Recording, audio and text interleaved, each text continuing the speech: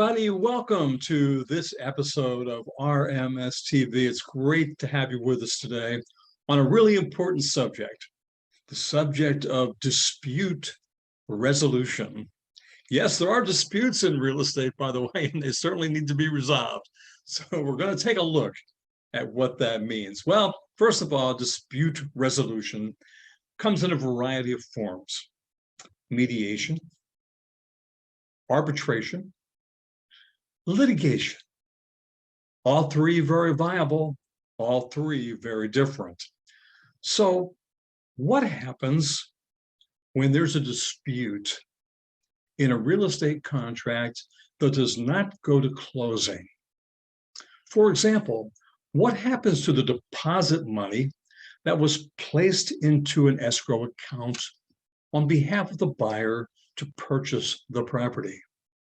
Well, I can tell you for sure that many buyers believe that if the transaction does not close, those deposit monies should come back to them.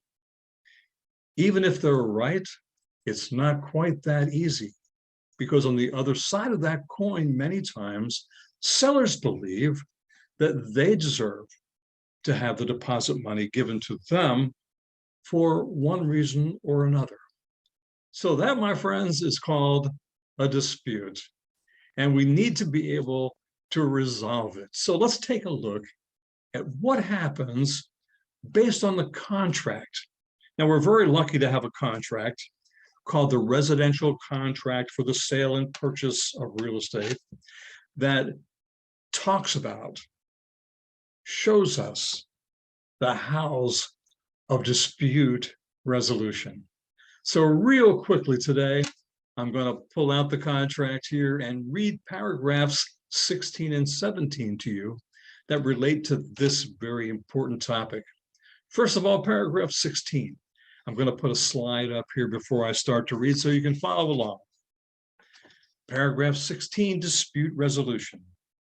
Unresolved controversies, claims, and other matters in question between buyer and seller arising out of or related to this contract or its breach, enforcement, or interpretation dispute will be settled as follows. Buyer and seller will have 10 days after the date conflicting demands for the deposit are made to attempt to resolve such dispute, failing which, buyer and seller shall submit such dispute to mediation under paragraph 16. Buyer and seller shall attempt to settle disputes in an amicable manner through mediation pursuant to Florida rules for certified and court-appointed mediators.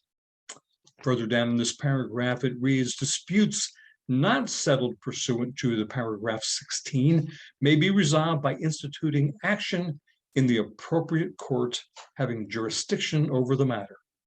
This paragraph 16 shall survive closing or termination of the contract. Moving on to paragraph 17, I'm going to put another slide up here for you to follow along, talking about attorney's fees and costs. The parties will split equally any mediation fee incurred in any mediation permitted by the contract, and each party will pay their own costs, expenses, and fees, including attorney's fees incurred in conducting the mediation. In any litigation permitted by this contract, the prevailing party shall be entitled to recover from the non-prevailing party costs and fees, including reasonable attorney's fees incurred in conducting the litigation. This paragraph 17 shall survive closing or termination of this contract. So let's talk a little bit about the differences, the different faces in dispute resolution.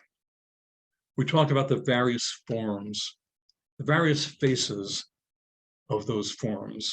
One, mediation. One, arbitration. One, litigation. I'm going to put another slide up here for you that really highlights each of these and shows the differences quite nicely. And I'll try to explain them as best I can in a very short period of time here today. So let's start with mediation. Certainly the preferred way to settle a dispute would be to do it within the 10 days given by contract.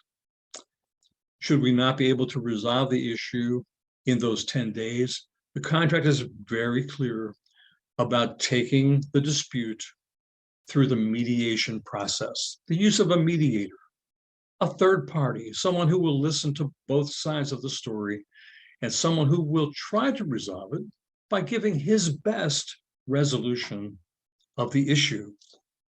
It's non-binding, which means that if either the buyer or the seller or both do not agree with the mediator's decision, and the mediator is not able to broker a deal through the mediation process, that will need to move to another form of mediation, another form of resolution to try to finalize and bring resolution to the dispute.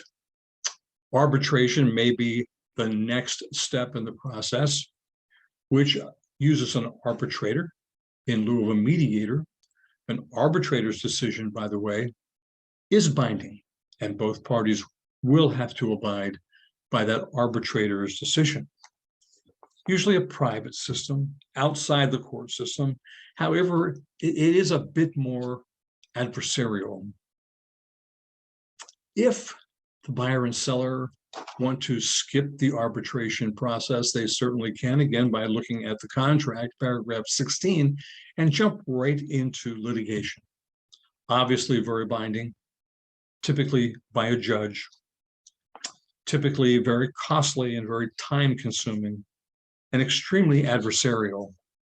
So again, although dispute resolution takes many forms, 3 to be exact in this case, it would behoove everyone to try to settle the dispute even prior to moving into mediation, but certainly trying to use the mediator to come to an agreeable decision on resolution.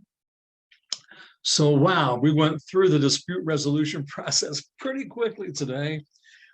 I hope the slides were helpful in kind of understanding the various forms and phases of dispute resolution, how the contract talks about very specifically dealing with dispute resolution, because whether we like it or not, these things will happen, and we need to be prepared. We need to understand, and we need to help our customers and our clients understand as well. So that's all we've got time for today, folks. If you have any questions or want to ask me anything in particular, my information is always at the end of the episode, and I'd be happy to do what I can to answer them to the best of my ability. That's all we've got time for. Thanks so much for joining me again today. I really appreciate it.